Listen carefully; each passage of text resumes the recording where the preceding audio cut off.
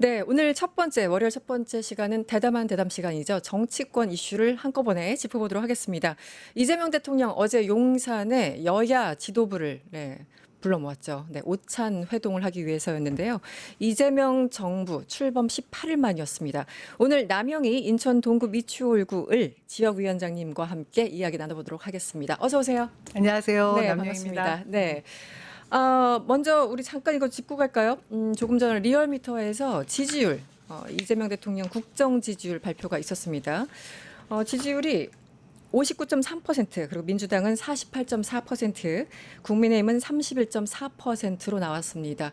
지금 표 보고 계신데요. 59.3이면은 거의 60%에 육박한다고 봐도 과언은 아니겠죠. 네네. 6월 3주차 주간 집계고요. 리얼미터입니다. 위원장님 어떻게 보였어요? 이 숫자들 무엇을 의미하나요? 이재명 대통령, 저 아직도 대표로 너무 대표 오래 계셔가지고 다들 헷갈려해요. 최종 득표율이 49.42%예요. 네네. 그럼에도 불구하고 전체 득표 수는 역대 최대 17만 표 이상을 받으셨잖아요. 네. 그런 점에서 이번 리얼미터 조사 1,700만 표 결과 이상 말씀하시는 그렇죠. 거죠? 1,700만 표 이상. 네. 그 받은 표 수가 사실은 대통령 후보자들 중에 최고 득표였습니다. 그렇죠. 네. 그런 점과 이번 리얼미터 오늘 조사 결과에 그 60%에 육박하는 네. 이 지지율을 보면 네. 앞으로 70%, 80%더 나갈 수 있는 가능성이 활짝 열려 있다. 그런 기대를 하게 된다는 말씀을 드리고 80%까지 기대하시는 거예요? 그 이재명 대통령께서 당선 이후에 그런 말씀을 하셨어요. 본인이 경기도지사 시절도 그랬고 네. 성남시장 시절에도 그랬고 네. 행정을 하면서 처음에 시작 때의 본인 지지율보다 마칠 때 지지율이 훨씬 높았다. 이 말씀하셨는데 그렇죠. 네. 오늘 그 지지율 발표된 결과를 봐도 저는 이후에 퇴임할 때 네. 최고점을 찍지 않을까 하는 그런 기대를 하게 하는 그런 네. 지지율이라고 보여집니다. 네, 나중에 80 돌파하면 위원장님 다시 한번 저희들이 모시겠습니다. 꼭 그렇게 돼야죠. 꼭 그렇게 돼야죠. 가능하면 좋죠. 모든 국민들이 사랑하는 대통령이 존재한다는 것 자체는 그렇죠. 특히 우리 역사를 보면 굉장히 좀 중요한 거잖아요, 사실은. 일단 어제 이재명 대통령이 여야와 회동을 했죠. 저희들이 네. 영상 준비했습니다. 잠시 보고 오시죠. 가능하면 좀 많이 빨리 뵙자 이런 입장이에요. 손을 한번 잡을까요? 우리 송 대표님 당선을 축하드립니다. 그리고 많이 도와주십시오. 네. 김용태 비대위원장 그리고 김병기 더불어민주당 신임 원내대표 등등 함께 모였습니다. 이 첫 오찬 어제 다양한 얘기들이 있었는데 가장 위원장님 눈에 띄는 것, 가장 인상적인 장면 혹시 있었나요? 일단 네. 이재명 대통령이 앞으로 이 국정을 어떻게 운영해 나갈지에 대한 네. 그 기조, 철학을 저희들이 느낄 수 있는 네. 그런 회동이었죠. 네. 출범 이후 18일 만입니다. 그것도 G7 정상, 순방 해외 정상을 하고. 다녀와서 네. 바로 이어야 오찬 회동을 했는데요. 네. 지난 윤석열 정권 3년을 돌이켜 보면 총선 이전에 야당을 인정했던 적이 한 번도 없지 않습니까? 네. 심지어 정부 출범 이후에도 계속해서 야당을 반국가 세력으로 규정했던 대통령이 통치하던 나라였습니다, 사실. 네. 그런데 이번에 이재명 정부가 출범하고서 사실 지금 많은 국민들이 느끼고 있는 이 정치 효능감, 그에 대해 응답하는 그런 회동이었다. 저는 그렇게 생각하고요. 네. 그럼에도 불구하고 지금 여야가 분명히 존재하는지에 대한 물음을 던진 회동이었다. 그렇게 생각합니다. 네. 그 부분 어떤 부분 이제 여야가 존재하는지? 제가 제 페이스북에도 네. 어제 회동 이후에 느낀 점을 썼는데요. 저희가 야당이라고 국정 파트너라고 느껴야 될 만한 야당은 사실은 법치를 존중하고 국가의 국민들을 걱정하는 그런 정당이어야 되는데 네. 지금 현재 국민의힘이 그만한 자격이 있는지에 대한 의구심이 들더라고요. 우선 지금 아직까지 비상대책위원회 위원장 자격인 김용태 위원장이죠. 네. 그리고 원내 대표는 이제 얼마 전에 송원석 네. 대표가 또 선출됐죠. 선출이 됐는데 두 분이 제대로 자격을 갖췄다라고 하면 어제 그 회동에서 어떤 안건을 다뤄야 될지 네. 준비한 내용들이 국민을 위한 것이었어야 되는데 아직까지 여전히 내란 중인 상황에서 벗어나지 못했던 그런 말씀들을 많이 하셨어요. 네. 특히 저는 김용태 비대위원장이 이재명 대통령께 퇴임 후에 재판을 계속 받을 것이냐 이곳에서 약속을 해라 이런 발언을 하는 거 보고 깜짝 놀랐습니다. 저도 깜짝 놀랐습니다. 첫 오찬 자리에서. 그렇죠. 네. 이거는 사실 저희가 상식적으로 그리고 예의상 기본적으로 첫 만남에서 하기도 어려운 발언일 뿐더러 기본적으로 법치를 안다라고 하면 퇴임 이후에 대통령이 만일에 재판을 받아야 될 그런 일이 있다라고 하면 못 받을 재간이 있습니까? 네. 전 그게 너무 말이 안 되는 상황이었고요. 네. 지금 국민의힘은 여전히 그 법치를 우롱하고 헌법을 유린했던 그런 내란 정당에서 벗어나지 못한 것을 자인하는 네. 그런 부분에서 굉장히 실망스러웠습니다. 네. 사실 이재명 당시 대표가 윤석열 당시 대통령을 만난 거는 작년 4월인가 그랬죠. 네. 그건 이미 한 2년 정도 훌쩍 지난 시점이었습니다. 거의 720일 지난 뒤였더라고요. 그랬었죠. 그리고 총선 직후였고요. 그래서 민심을 확인한 뒤에 만난 그 자리에서는 어쨌든 윤석열의 지난 2년간 실정을 지적할 수 있는데 지금 대통령 된 지 2주 정도? 2주 한 18 정도 된 됐죠. 사람한테 그런 얘기를 한다는 것 자체가 좀 이해가 안 갔습니다. 일단 7개 현안을 읊었어요. 7분간 A4 용지로 3장 분량이었다고 합니다. 이재명 대표 과거에 하셨던 거 약간 그 벤치마킹 했죠. 그렇죠. 벤치마킹 한 건데 전략이 잘 된 건가요? 어떻게 보셨습니까? 일단 뭐 대화를 시작하려고 했고 그 자리에 응해서 자신들의 뭐 의견들을 개진했던 부분에 있어서는 네. 최소한 아까 국민의 힘을 지지하는 31% 정도에 되는 국민들에 대한 예의는 갖춘 것 같아요. 하지만 그에 반해서 네. 나머지 국민들에 대한 예의는 갖추지 못했던 그런 이야기고요. 네. 정작 중요한 것은 지금 이재명 대통령께서 이렇게 빠른 시간에 네. 여야 회동을 하자고 했던 그 이유가 무엇입니까? 지금 무너져 있는 민생, 경제 빠르게 회복시키자. 그리고 외교 현안도 굉장히 복잡하지 않습니까? 이런 점에서 초당적으로 뭔가 협력을 하지 않으면 위기를 극복하기 힘들다라는 생각에서 네. 이 회동을 하게 된 건데 네. 그 목적 취지 다 무시하고 본인들 하고 싶은 얘기만 한 것 같아요. 그래서 저는 기본적으로 국민에 대한 예의가 없었다라는 생각을 하고요. 여기서 가장 핵심은 어떤 무엇이 되었든 대통령께서 중요하게 생각했던 것은 후보 시절에 네. 여야가 공히 약속했던 그런 네. 공약들은 네. 같이 실천할 수 있게 실천단을 만들자, 네. 실천해 나가자 이 부분인데 네. 그 부분에 대해서는 뭐 두 분 다 특별히 답을 할 수 없는 입장처럼 보였어요. 하지만 그 될 수 있는 다른 핑계도 없지 않겠습니까? 네, 저는 그렇게 생각합니다.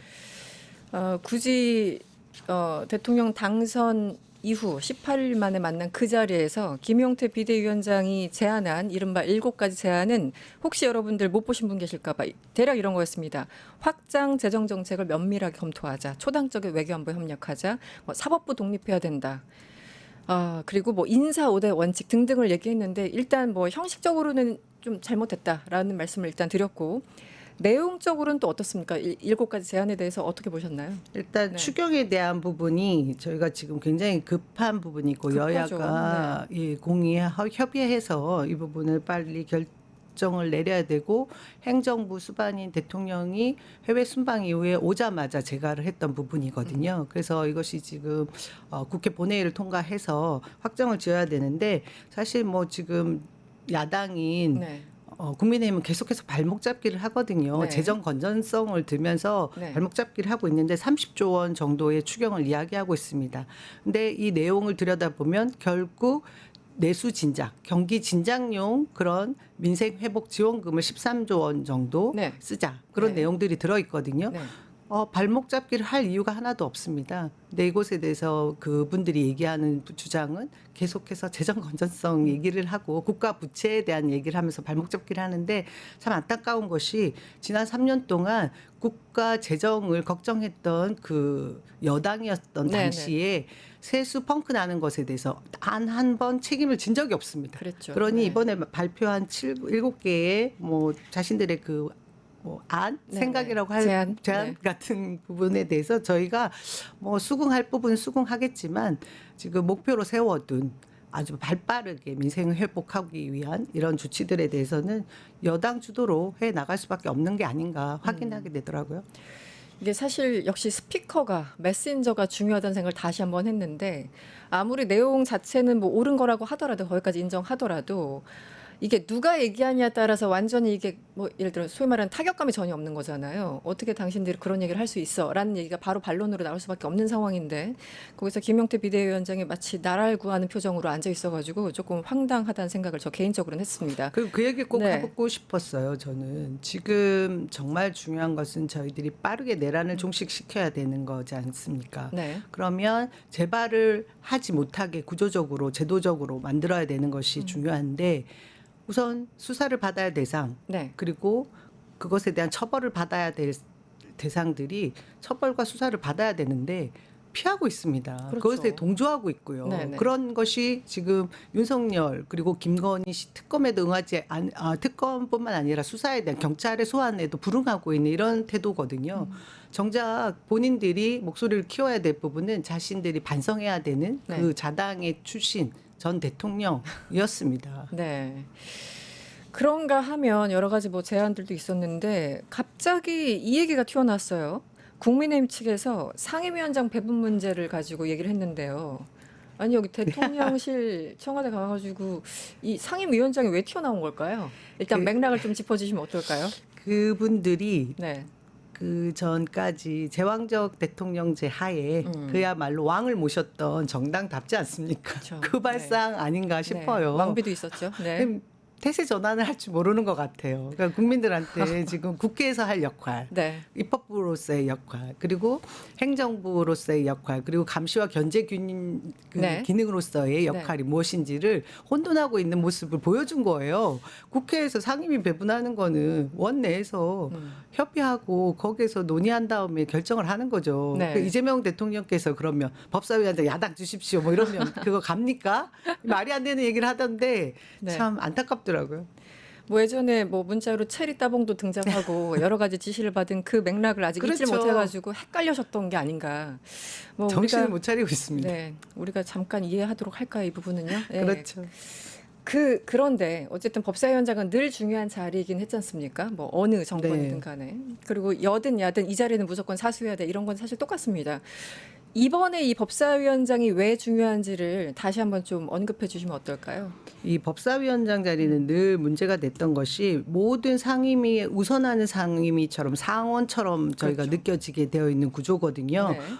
각 상임위에서 올라오는 법안들을 여기서 자구 체계 심사까지 해서 최종 법안으로 만들어내기 때문에 가장 강력한 위원회라고 볼 수 있습니다. 네. 그런데 이전에 법사위원장을 지금 야당인 국민의힘 쪽에서 가지고 있을 때 어떤 행태를 보였는지를 저희가 생각을 해야 돼요. 네. 처리해야 될 법안들을 제대로 처리한 기억이 없습니다. 그리고 지금 현재 법사위원장을 맡기게 되면 또다시 국정 발목 잡기 외에는 하지 않을 것이고 야당이라고 해서 계속 그 위세를 내세워 법안 하나 제대로 통과시키지 못하는 그야말로 식물 국회가 될 수밖에 없는 상황을 저희가 목도하게 될 게 뻔하거든요. 네. 이런 상황에서 법사위원장을 줄 이유가 없습니다. 그리고 다수 의석이라는 것이 국민들에게 위임받은 그 권한을 네. 충분히 사용을 해야 되는 것입니다. 네. 그래서 뭐 억울하면 사실 다음에 총선에서 반드시 이겨서 의석수를 더 채워라. 저는 그런 말씀을 드리고 싶네요. 억울하면 거기가 포인트가 있었던 억울하면. 것 같아요. 네. 다음 이슈는 김민석 총리 후보자 얘기입니다. 지금 국힘에서 총공세하고 있습니다. 이렇게까지 해야 되나 싶기도 한데 일단 지금까지 쭉 국민의힘에서 내놓고는 여러 가지 소위 말하면 뭐 파생공세라고 할까요? 파생공세라는 너무 좋은 표현인가요? 어떻게 음해죠, 보십니까? 음해. 네, 음해. 네. 정치 공작. 네. 저는 지금 김민석 총리 후보자에 대한 뭐 전방위 공세죠. 네. 어떻게 보면 근데 이것이 야당인 국민의힘만의 힘이 아니다.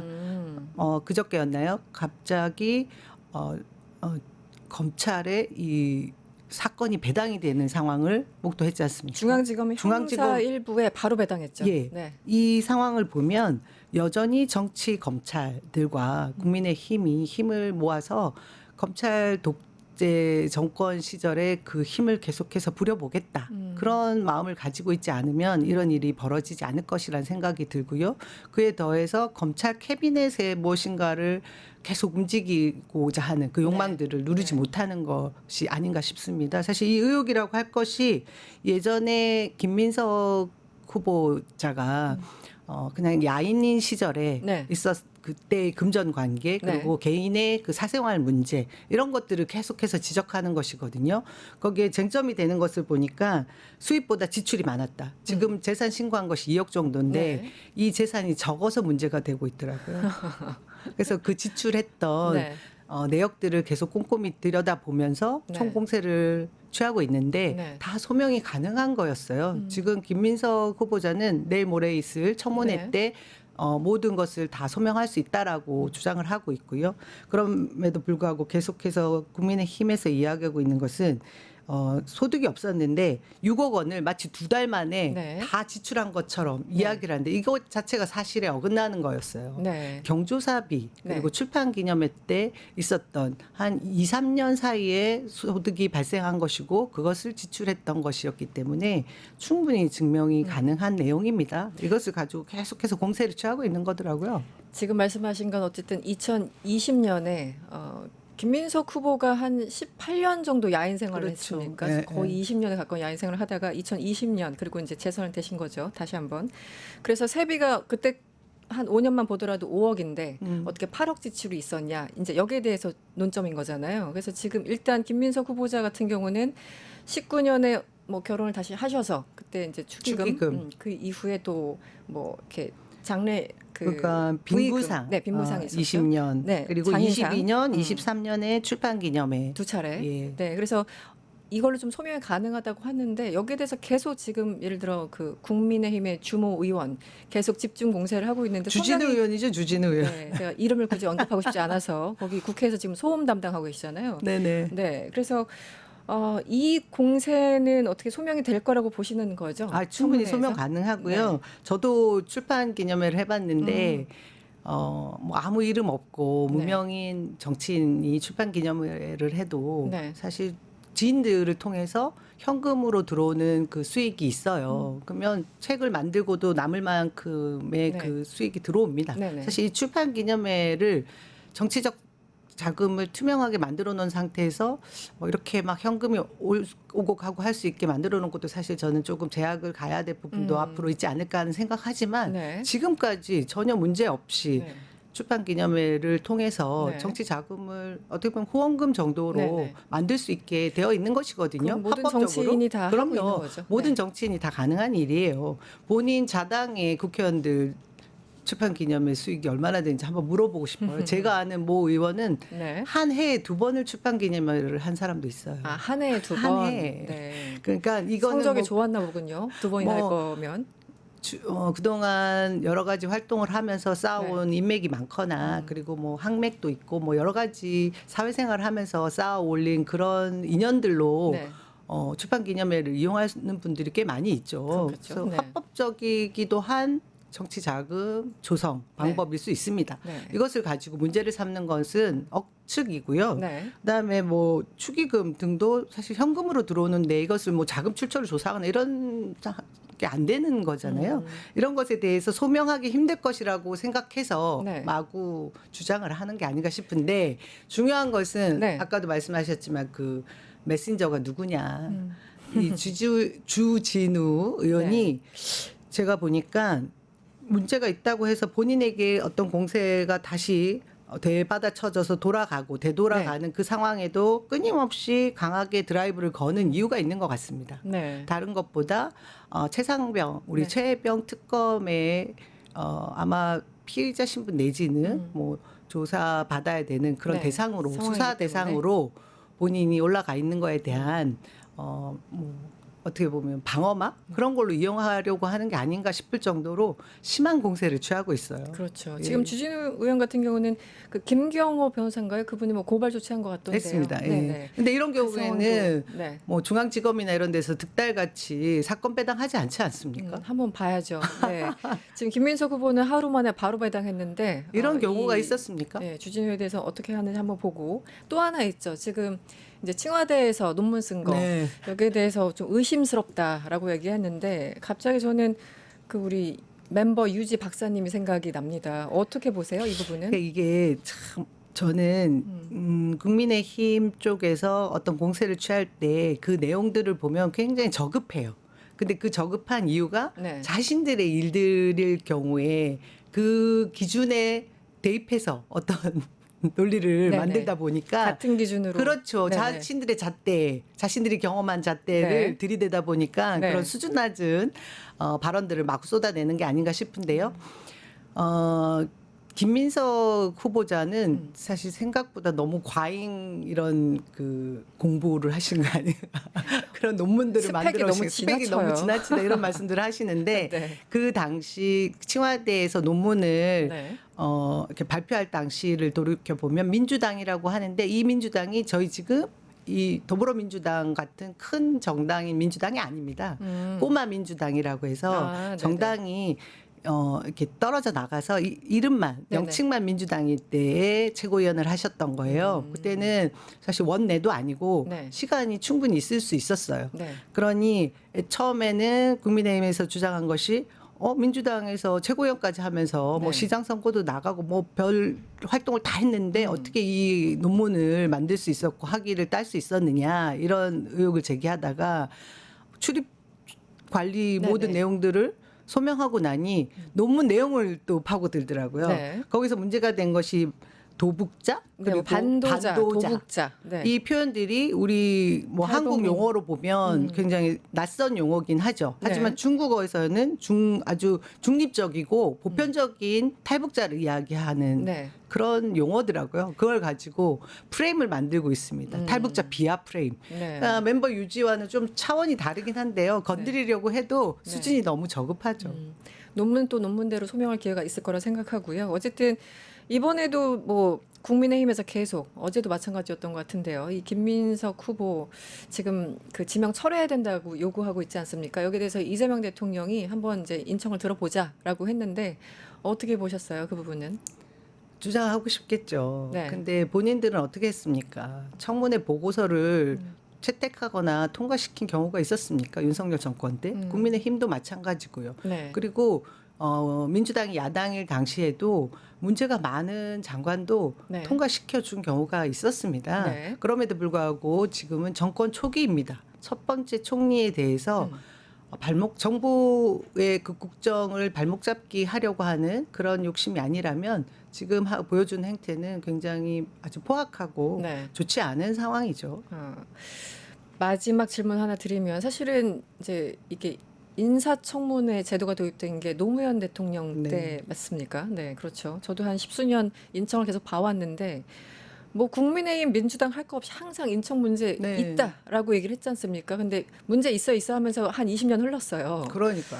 좀 근본적인 어떤 개선이 필요한데 어떻게 보십니까, 위원장은? 이 부분이 네. 굉장히 답답하더라고요. 네. 저희가 뭐 검찰 개혁, 언론 개혁, 뭐 사법 개혁 얘기들을 많이 하면서 권력기관 개혁 얘기는 어느 정도씩 무르익은 것 같아요. 네. 근데 그 외에도 권력기관을 탄생시키는 과정에 있어서 가장 기본이 될 수 있다고 할 수 있는 이런 인사 제도 관련해서는 손을 봐야 될 부분이 많이 있는데 왜 계속 이제 눌러놓고 있는지 이 부분이 네. 좀 안타깝거든요. 특히나 뭐 인청하게 되면 무조건 먼지털이식 인격 말살 그리고 망신주기식 네. 공격 네. 그걸로 계속 몰아가잖아요. 네네. 사실상 범법 행위를 했거나 부패가 있거나 하는 문제는 심각하게 다뤄야죠. 네. 그리고 정책적 검증이 우선되어야 됩니다. 이 사람이 진짜 실력이 있어서 그 자리에 적합한지 안 한지에 대해서 국민들이 판단하게 해야 되거든요. 그렇죠. 네. 미국의 청문회를 보면 사실 굉장히 강력하게 수사를 하지만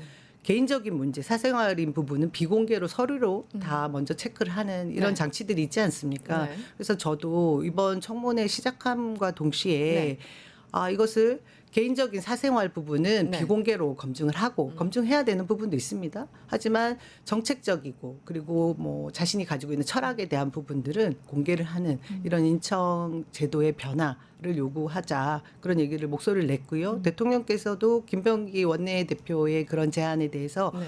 그럴 필요가 있지 않겠느냐. 왜냐하면 지금 당장 정말 훌륭한 그런 인재들을 발탁을 하려고 해도 청문회 개인 때문에 다들 사생활을 가지고 안 하신다고 탈탈 하세요, 먼지털이식 네. 그 털기를 하면 먼지 안 나는 사람이 있느냐 이런 말씀들 하시잖아요. 네, 네. 도망가시잖아요.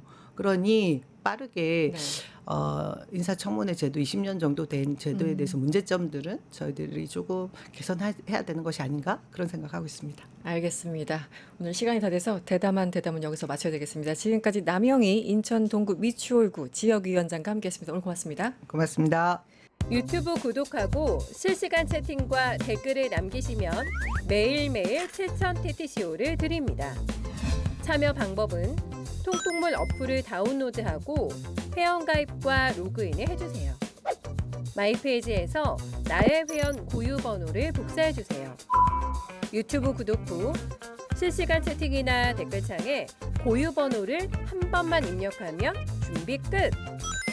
지금 유튜브 채팅과 댓글 쓰기 참여하고 실천 TTCO 받아가세요.